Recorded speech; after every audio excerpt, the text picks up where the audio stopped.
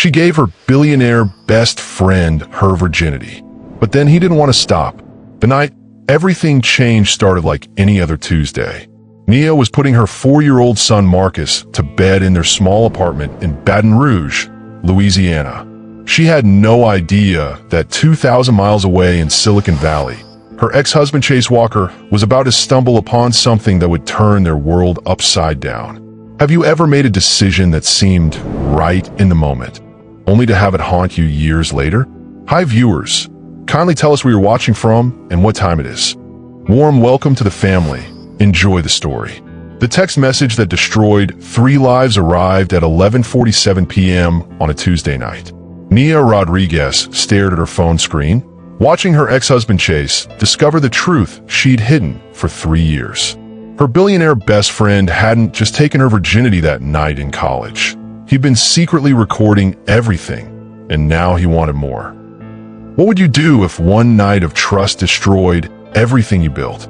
Have you ever made a decision that seemed right in the moment, only to have it haunt you years later?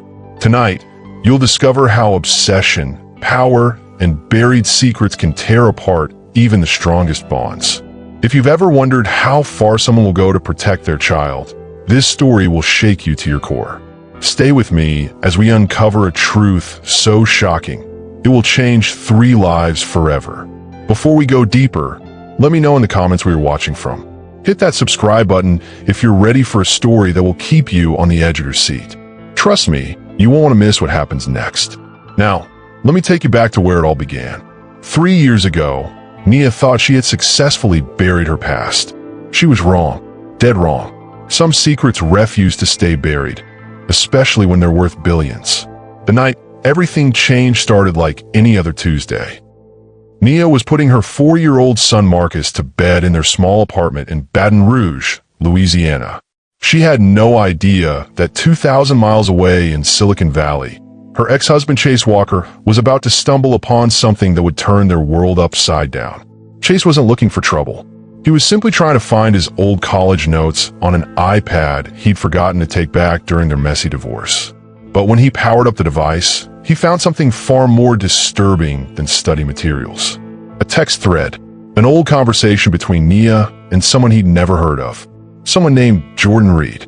The messages were intimate, too intimate, and they dated back to when he and Nia were still married. His hands trembled as he scrolled through message after message. Each one felt like a knife to his chest. The woman he'd loved, the woman he'd trusted with his heart, had been hiding something massive. Something that made him question everything he thought he knew about their marriage, their divorce, and even their son. But this wasn't just about infidelity. As Chase read deeper, he realized this was about something much darker. Something that had been eating at Nia for years. Something that explained why she'd become so distant, so scared, so desperate to end their marriage. The last message in the thread was from just 6 months ago. Jordan Reed wasn't just a memory from Nia's past. He was still very much present in her life, and he wasn't planning to let her go. Chase grabbed his phone and dialed Nia's number. It rang once, twice, 3 times. Hello. Her voice was tired, cautious. Nia, Chase said, his voice cold as ice. We need to talk. Right now. Chase, it's almost midnight. Marcus is sleeping. Whatever this is about can wait until... Who is Jordan Reed? The silence on the other end of the line was deafening. Chase could hear Nia's breathing change, becoming shallow and quick. Fear. Pure, raw fear. I don't know what you're talking about, she whispered. Don't lie to me, Nia. I found the messages. All of them. From college, from our marriage, from 6 months ago. So I'm going to ask you one more time. Who is Jordan Reed? Nia's world crumbled in that moment. She'd been so careful, so cautious. She'd changed her phone numbers, deleted social media accounts, moved to Louisiana specifically to escape her past. But she'd forgotten about that old iPad, the one Chase had given her for Christmas years ago. Chase, please. I can explain. Can you? Because these messages tell a pretty clear story. You were talking to another man while we were married, while you were carrying my son, while you were promising me you'd never hurt me again. The venom in his voice cut through her like a blade. This was the same man who'd once held her while she cried, who'd promised to protect her from everything. Now he sounded like he wanted to destroy her. It's not what I can explain, can you?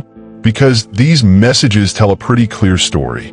You were talking to another man while we were married, while you were carrying my son, while you were promising me you'd never hurt me again. The venom in his voice cut through her like a blade. This was the same man who'd once held her while she cried, who'd promised to protect her from everything. Now he sounded like he wanted to destroy her. It's not what you think, she said, tears streaming down her face. I never cheated on you. I would never. Then explain the messages, Nia. Explain why some guy I've never heard of is telling you he misses touching you. Explain why he's asking when you're coming back to California. Explain why he's sending you money. Each accusation hit her like a physical blow. Because Chase was right. The messages did look bad. They looked terrible. But the truth was so much worse than anything Chase could imagine. I can't, she sobbed. I can't tell you. You wouldn't understand. Try me. Nia looked at her sleeping son through the crack in his bedroom door. Marcus looked so peaceful, so innocent. He had no idea that his entire world was about to explode, that his parents were about to go to war again, that his mother's darkest secret was about to destroy everything they'd built. Jordan was my friend in college. She began slowly. My best friend. He helped me when I had nothing, when I couldn't afford food or rent or books. He was there for me. And one night, things changed between us. I was young and stupid and grateful. I thought I owed him something. I thought. She couldn't finish the sentence. How could she explain that night to Chase? How could she tell him that her gratitude had cost her everything? That her innocence had been traded for survival? You thought what, Nia? I thought I loved him. The line went quiet. Then Chase spoke, his voice deadly calm. I'm reopening the custody case. You can't be serious.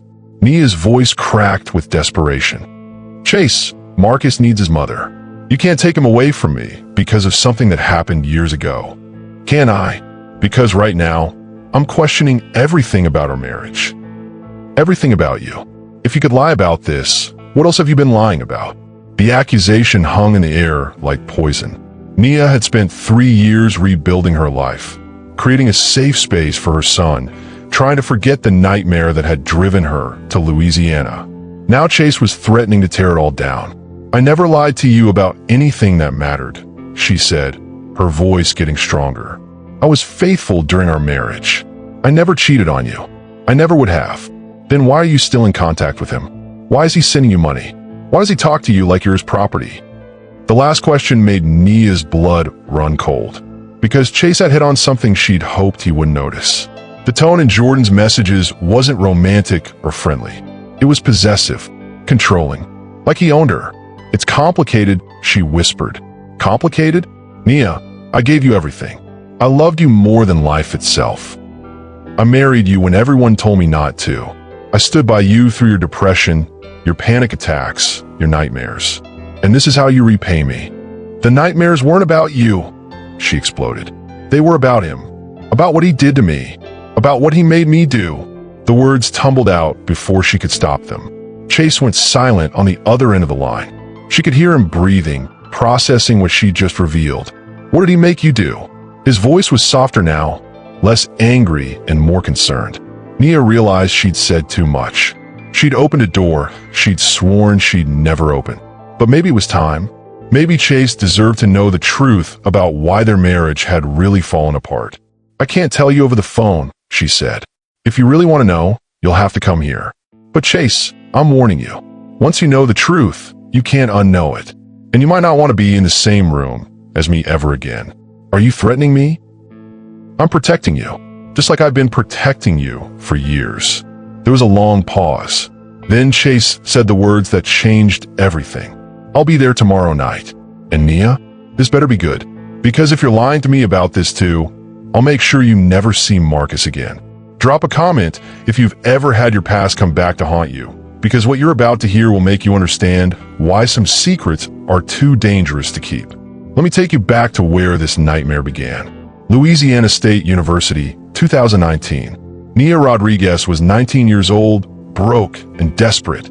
She'd grown up in a trailer park outside New Orleans, raised by a grandmother who cleaned offices at night and slept during the day. College was supposed to be her escape, her chance at a better life. But dreams don't pay for textbooks. Dreams don't put food on the table. Dreams don't keep the electricity on. That's where Jordan Reed came in. Jordan wasn't like the other students at LSU. While they complained about dining hall food and worried about midterms, Jordan wore custom suits and drove a Mercedes his father had bought him for his 18th birthday. His family owned real estate across 3 states. His trust fund was worth more than most people would make in a lifetime. And for some reason, he noticed Nia. "You look hungry," he said one day, sliding into the seat across from her in the library. She was trying to study while her stomach growled, having skipped lunch to save money. "I'm fine," she lied, closing her textbook. "No, you're not. Come on, let me buy you dinner. It's just food." But it wasn't just food. It was the beginning of a pattern that would destroy her life. Jordan began showing up everywhere. The library, the cafeteria, her dorm building. He'd bring her coffee when she was studying late. He'd slip cash in her backpack when she wasn't looking. He'd pay for her textbooks, her phone bill, her laundry money. "You don't have to do this," she'd tell him. "I want to," he'd reply. "We're friends for." Friends. That's what she thought they were. Jordan was charming, funny, and incredibly generous. He made her feel special, chosen. He told her she was different from other girls, smarter, more deserving of good things. He was grooming her, but she didn't realize it. The manipulation was subtle at first. He'd mention how much money he was spending on her, but always with a smile. He'd joke about how she owed him, but make it sound playful. He'd get jealous when she talked to other guys, but frame it as caring. "I just want to protect you," he'd say. "These guys don't understand you like I do." By the time her 19th birthday came around, Nia felt like she owed Jordan everything. Her education, her survival, her future. When he suggested they celebrate alone in his off-campus apartment, she agreed. She wore the dress he'd bought her. She drank the wine he'd chosen. She listened to him talk about how special she was, how much he cared about her, how he wanted to take care of her forever. "I love you," he told her that night, his hands moving to places she'd never let anyone touch before. "And I want to show you how much." What happened next changed everything. But what Jordan whispered in her ear afterward would haunt her for the rest of her life. "Now you're mine forever." The morning after her 19th birthday, Nia woke up in Jordan's bed feeling like a stranger in her own skin. The night had been nothing like she'd expected. It wasn't gentle or romantic. It was possessive, almost clinical. And throughout it all, Jordan kept whispering things that made her uncomfortable. "You're perfect," he'd said. "I'm going to take such good care of you." But the strangest part was how prepared he'd been. The camera angle in the corner of the room, the way he'd positioned her, the questions he'd asked her to answer on tape. "Just say your name and age," he'd instructed. "Tell me you want this." She'd been too naive to understand what he was really doing. Too grateful to question his motives. Too in love with the idea of being loved to see the manipulation. The next few weeks were a whirlwind of gifts and attention. Jordan bought her new clothes, a laptop, even a car. He took her to expensive restaurants and introduced her to his wealthy friends. He made her feel like a princess. But he also began controlling every aspect of her life. "You don't need to work at that coffee shop anymore," he'd say. "I'll give you money. Focus on your studies. I don't like that friend of yours. She's using you. Why are you talking to other guys? Am I not enough for you?" The questions came with consequences. If she disobeyed, the money would stop. If she argued, he'd remind her of everything he'd done for her. If she tried to pull away, he'd show her the recordings. "I made these to remember our special night," he'd explain. "But if anyone else saw them, they might get the wrong idea about you." The threat was clear. Behave, or everyone would know what she'd done. Her family, her professors, her future employers. Everyone would see her at her most vulnerable, most naive moment. Jordan's obsession grew darker as the months passed. He wanted to know where she was every minute of every day. He installed tracking apps on her phone. He had her followed by private investigators when she went home for holidays. "I worry about you," he'd say. "There are dangerous people out there. I'm just keeping you safe." But Nia wasn't safe. She was trapped. And when she finally tried to break free during her sophomore year, Jordan showed her just how far he was willing to go to keep her. "You can leave," he told her calmly. But these videos will follow you everywhere. Every job interview, every relationship, every moment of your life. Is that really what you want? She stayed. For 2 more years, she stayed. Until she met Chase Walker, and everything changed again. The phone call came at 3 a.m. on a Wednesday, 6 months before Chase found those messages. Nia had been living in Baton Rouge for 2 years, building a quiet life with her son, working as a freelance graphic designer. She'd changed her number 3 times, deleted all her social media, and told no one from her past where she'd moved. But Jordan Reed had found her anyway. Hello, beautiful. His voice was exactly the same. Smooth, confident, dangerous. Miss me? Nia's blood turned to ice. She looked at Marcus, sleeping peacefully in the bed next to her, and felt her world start to crumble. How did you get this number? She whispered. I have resources, Nia. You know that. Did you really think you could just disappear? After everything we've been through together? We've been through nothing. You destroyed my life. Jordan laughed, a sound that still made her skin crawl. I gave you everything. An education, a lifestyle, experiences most girls would kill for. And this is how you thank me. I'm married now. I have a son. Please, just leave me alone. Married? To that tech boy? The one who thinks he saved you. Jordan's voice turned cold. Does he know about us, Nia? Does he know what you did for money? What you let me do to you? It wasn't like that, and you know it. The videos say otherwise. Should I refresh your memory? Or maybe I should show your husband. I bet he'd love to see how grateful you used to be. The threat hit her like a physical blow. Jordan still had the recordings. After all these years, he still had proof of her most vulnerable moments. What do you want? She asked. I want you to come home. I'm in Miami now, running a very successful investment firm. I have clients who would love to meet you. I have opportunities that would set you up for life. I'm not coming back to that life. Oh, but you are. Because I'm not asking, Nia. I'm telling. You have 1 week to get your affairs in order. Bring the boy if you want. I'm sure we can find a use for him too. The line went dead. Nia stared at her phone, shaking. She'd spent years trying to escape Jordan's control, but she'd never really been free. He'd been watching, waiting, planning. And now he was in Miami, close enough to make good on his threats. Close enough to destroy everything she'd built. The next morning, she found a package on her doorstep. Inside was a single photograph. Her and Marcus at the park the day before. Jordan wasn't just back in her life. He was already here. Chase arrived in Baton Rouge exactly 24 hours after their phone call. Nia had barely slept, jumping at every sound, checking the locks on her doors every few minutes. When she saw his rental car pull into her driveway, she felt a mix of relief and terror. He looked older, more tired than she remembered.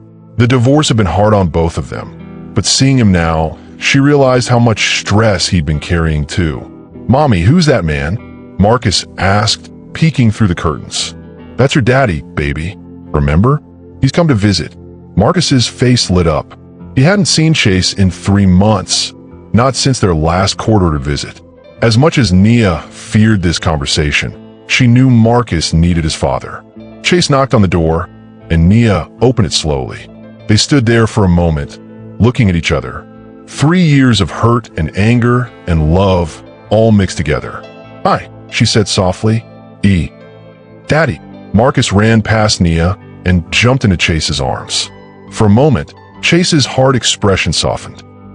He hugged his son like he hadn't seen him in years. Hey, buddy, I missed you. I missed you too. Are you coming home? The question hung in the air. Chase looked at Nia over Marcus's head, his expression unreadable. We'll see, buddy. We'll see. After putting Marcus to bed, they sat in Nia's small living room. The silence was heavy, filled with everything they weren't saying. I need to know the truth, Chase said finally. All of it. Because I've been going crazy trying to figure out what happened to us. Why you pushed me away? Why you seemed so scared all the time? Nia took a deep breath. Jordan didn't just help me in college. He controlled me. He made me dependent on him, then used that dependence to manipulate me into doing things I didn't want to do. What kind of things? He recorded everything. Every intimate moment. Every conversation. He said it was for memories, but really it was for control. When I tried to leave, he'd threatened to show the videos to everyone. Chase's jaw tightened. Did you love him? I thought I did. But looking back, I think I was just grateful and scared. He made me believe I owed him everything. And the money? The messages I found. He's been trying to get me to come back. He wants me to work for his company in Miami. But it's not really work he wants. Chase was quiet for a long moment.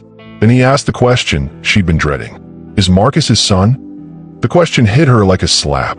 No, Marcus is yours. I know exactly when he was conceived.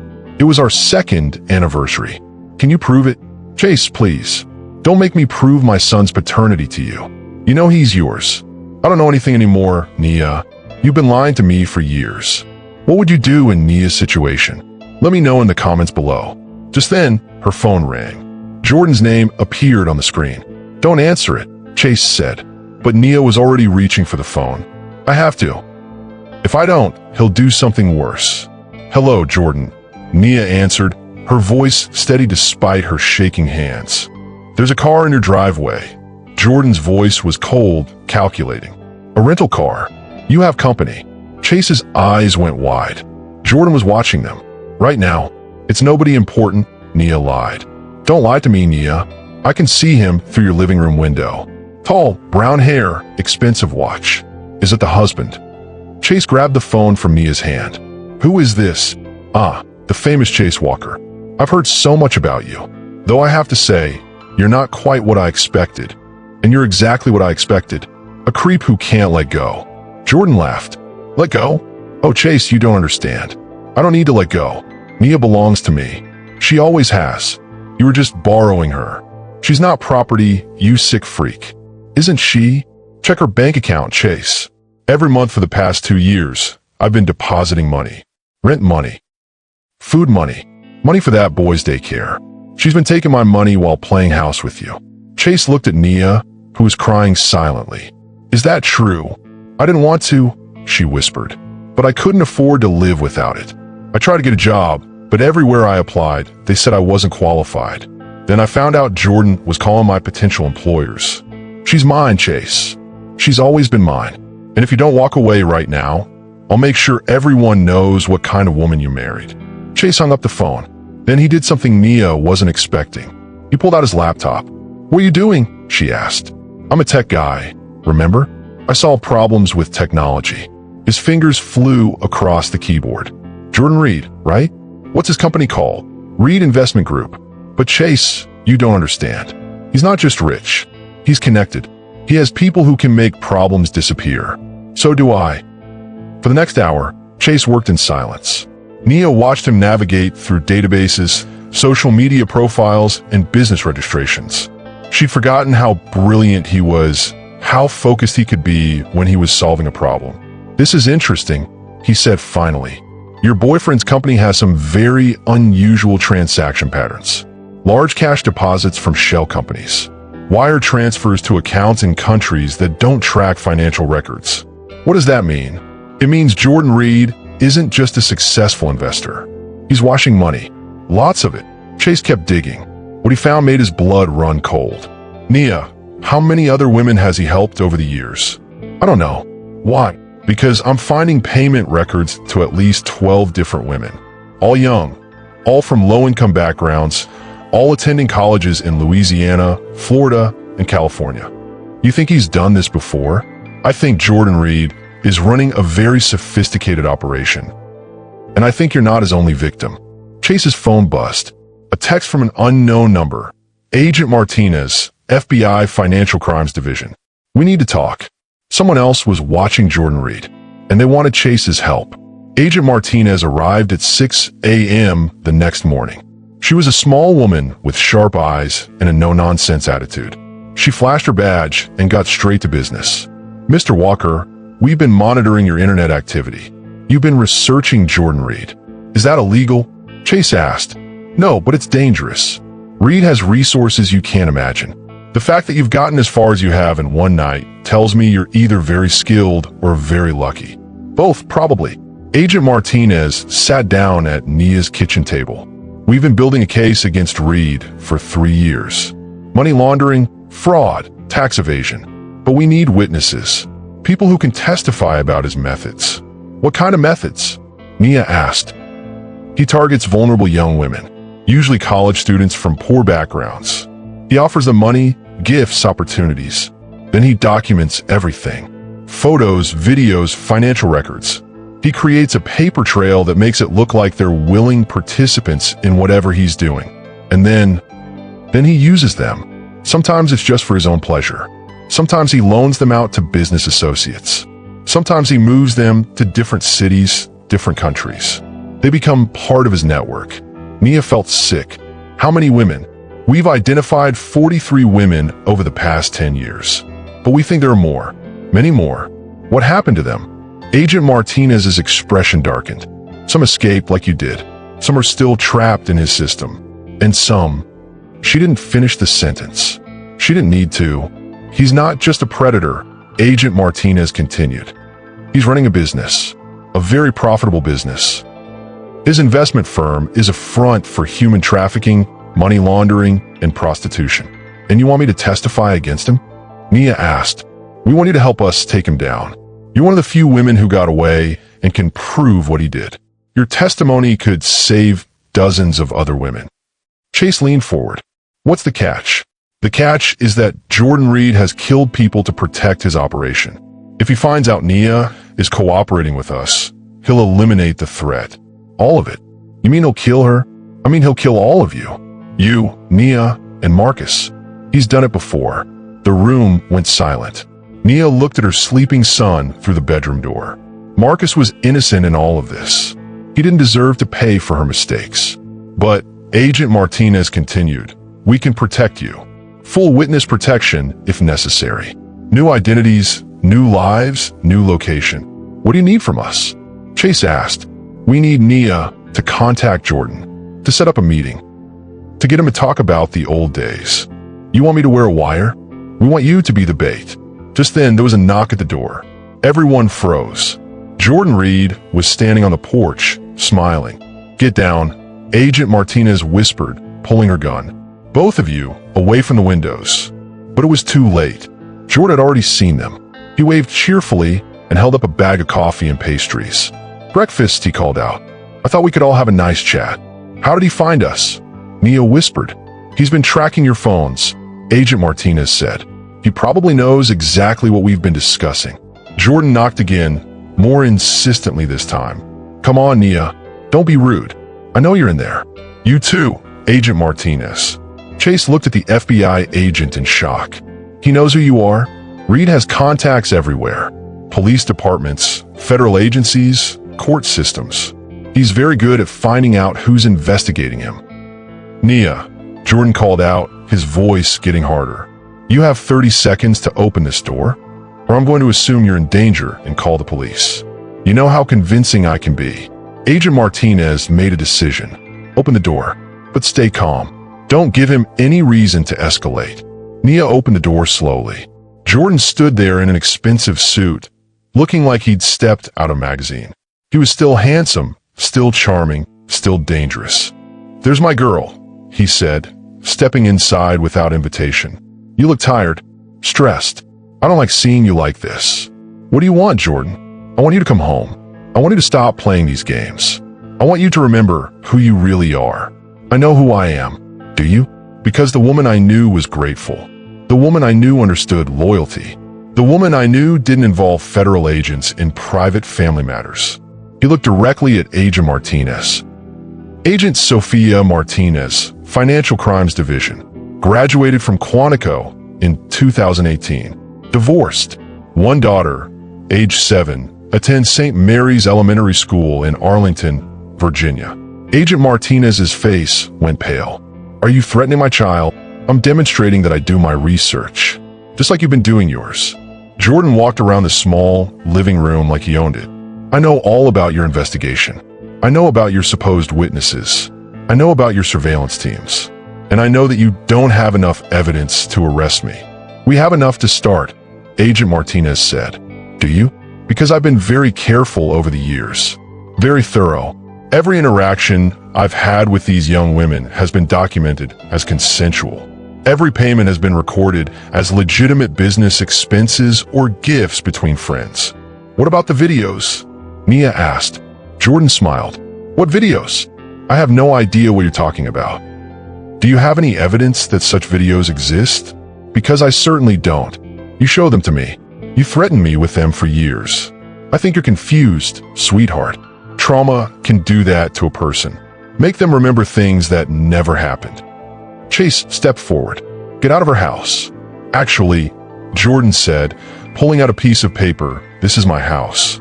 I've been paying the rent for 2 years. Technically, Nia's been living here as my guest. He was right. The lease was in his name. The utilities were in his name. Everything was in his name. Now, Jordan continued, let's discuss what happens next. Here's what's going to happen, Jordan said, settling into Nia's couch like he belonged there. Agent Martinez is going to leave and forget she ever met any of us. Chase is going to go back to California and mind his own business. And Nia is going to pack her things and come with me. Like hell, Chase said. Or what? You'll call the police? I am police, Chase. I have judges, prosecutors, and police chiefs in 5 states on my payroll. Do you really think your little tantrum is going to change anything? Agent Martinez was recording everything on her phone. Mr. Reed, you just admitted to bribing federal officials. That's a felony. Did I? I don't remember admitting to anything. I remember discussing the reality of business relationships and political donations. All completely legal. Jordan stood up and walked to the window. Marcus is a beautiful child. He looks just like his mother. Smart too, I bet. Good genetics. Stay away from my son, Nia said. Your son? Nia, sweetheart, I've been supporting that boy for years. I've paid for his food, his clothes, his daycare. If anyone has a claim on him, it's me. You're not his father, aren't I? I mean, the timing is certainly interesting. Let's see. You and I were together regularly during your sophomore year. You married Chase during your junior year. Marcus was born 8 months later. The math is fascinating. Chase felt his world tilt. You're lying. Am I? Nia, do you want to tell him, or should I? Tell me what? Chase demanded. Nia was crying now, silent tears streaming down her face. I don't know, she whispered. I honestly don't know. Don't know what? Chase's voice was getting louder. The timeline, she said. Jordan and we were together more often than I told you. Even after I met you. Even after we started dating. I couldn't say no to him. You cheated on me? I didn't want to. He made me. He said if I stopped seeing him, he'd destroy my chances at graduation. He'd make sure I lost my scholarship. He'd show everyone the videos. Jordan clapped slowly. Finally, some honesty. Yes, Chase, she cheated on you. Repeatedly. Even after you were married. Even when she was pregnant. That's not true. Nia screamed. I stopped seeing you before the wedding. Did you? What about that weekend in Dallas? Your supposed girls' trip during your honeymoon year? You were 3 months pregnant, if I remember correctly. Chase stared at Nia. You went to Dallas? I had to. He threatened to call you and tell you everything if I didn't come. I thought if I gave him one more weekend, he'd leave me alone. And did you sleep with him? Nia's silence was answer enough. This is beautiful, Jordan said. Really touching. But we're wasting time. Nia, you have 5 minutes to pack whatever you want to take. We're leaving. I'm not going anywhere with you. Yes, you are. Because if you don't, I'm going to release every video I have of you. Every photo. Every recording. I'm going to send them to your son's school, your neighbors, your family. I'm going to make sure everyone knows exactly what kind of woman you really are. Do it, she said suddenly. Release everything. I don't care anymore. Jordan looked genuinely surprised. Really, I'm done being scared of you. I'm done letting you control my life. If you want to destroy me, go ahead. But I'm not leaving my son. Have you ever faced someone who tried to control you through fear? Share your thoughts in the comments below. Jordan smiled, but it wasn't a nice smile. Interesting. Then I guess we'll have to do this the hard way. He pulled out his phone and pressed a single button. What did you just do? Agent Martinez asked. I called in a favor. Marcus should be picked up from daycare right about now. The meeting with Jordan at the restaurant had been a trap from the beginning. Nia sat across from him in the crowded cafe, trying to keep her voice steady as he smiled that same charming smile that had fooled her years ago. You look good, Nia. Motherhood suits you, he said, cutting into his steak like they were old friends catching up. Just tell me what you want so I can get out of here. Jordan set down his knife and leaned forward. I want my son back. The words hit her like a punch to the gut. What are you talking about? Marcus. He's mine, isn't he? The timing makes perfect sense. We were together that whole summer before you ran off to marry your tech boy. You were so grateful back then, so eager to please. You're insane. Marcus is Chase's son. We did the DNA test during the divorce proceedings. Did you? Or did you just tell Chase what he wanted to hear? Because I've been doing some math, Nia. Your son was born exactly 9 months after that weekend in Miami. You remember that weekend, don't you? When you came to visit me after your first year of marriage, Nia's blood turned to ice. She did remember that weekend. The biggest mistake of her life. She'd been fighting with Chase about money, about his family's disapproval of their marriage.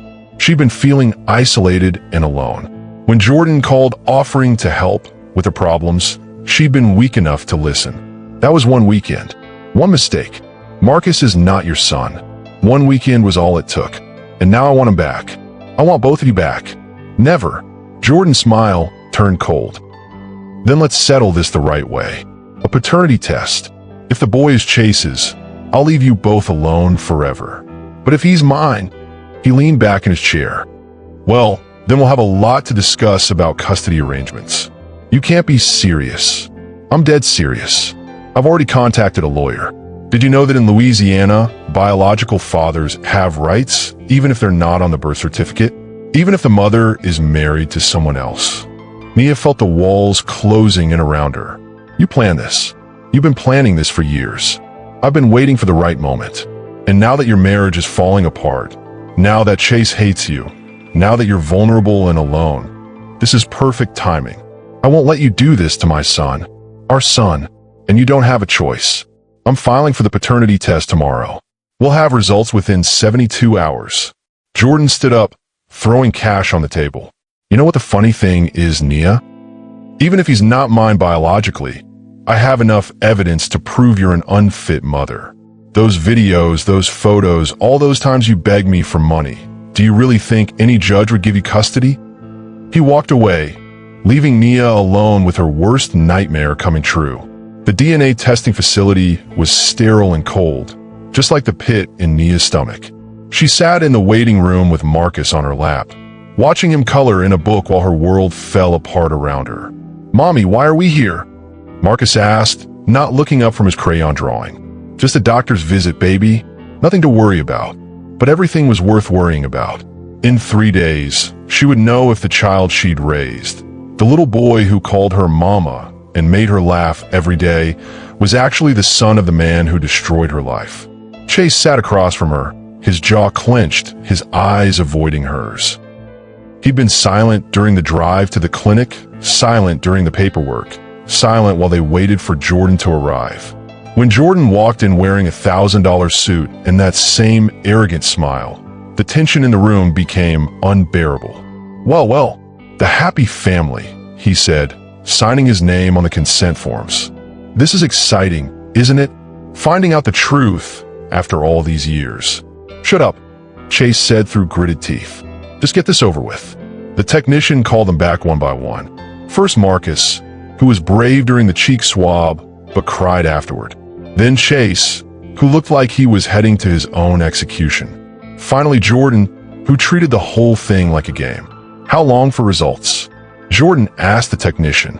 72 hours. We'll call with the results." "Perfect. That gives us all time to prepare for what comes next." The drive home was silent except for Marcus asking for ice cream and Nia's quiet promises that everything would be okay. But she didn't believe her own words. How could anything be okay when her son's entire future hung in the balance? That night, Chase called her for the first time in weeks. "I need you to know something," he said. "No matter what those results say, I'm not walking away from Marcus. He's my son in every way that matters. What if he's not biologically yours? Then I'll fight Jordan for custody. I'll fight you if I have to. That little boy is mine, Nia, and I won't let some psychopath take him away." For the first time in years, Nia felt a spark of hope. Maybe she and Chase could get through this. Maybe they could protect Marcus together. But then her phone buzzed with a text from Jordan. 2 more days until the truth comes out. I hope you're ready for your new life. The call came at 2:47 p.m. on a Friday. Nia was at work, trying to focus on a design project, when her phone rang. The number was from the DNA testing facility. Ms. Rodriguez, this is Dr. Martinez from Fast DNA. We have your results. Nia's hands shook as she stepped outside to take the call. What did you find?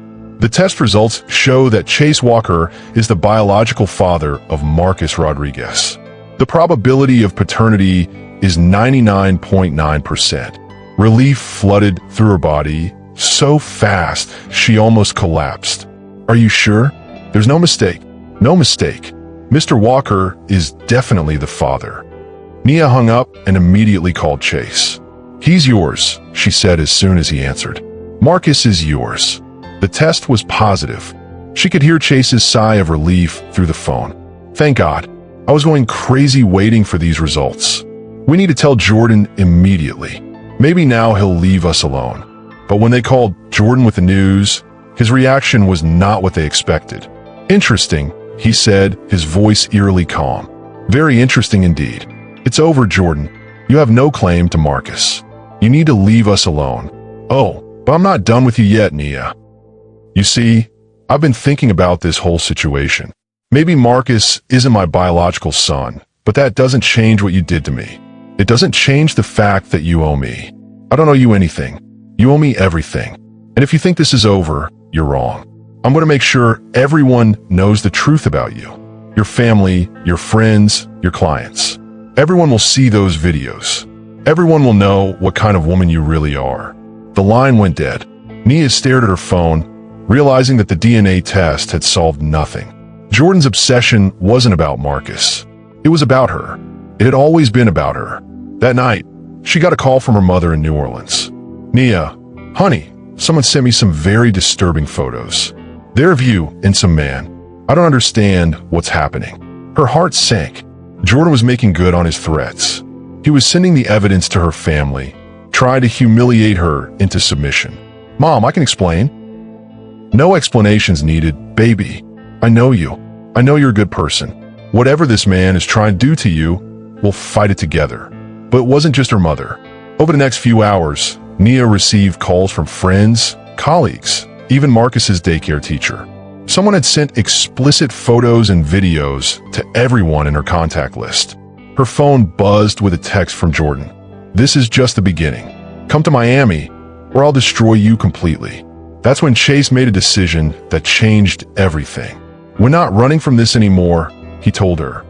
I'm calling the FBI. What Jordan is doing is illegal, and it's time someone stopped him. You don't understand. He has connections, money, power. No one will believe us.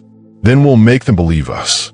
The next morning, federal agents knocked on Jordan's door in Miami. The FBI raid on Jordan Reed's Miami offices was like something out of a movie.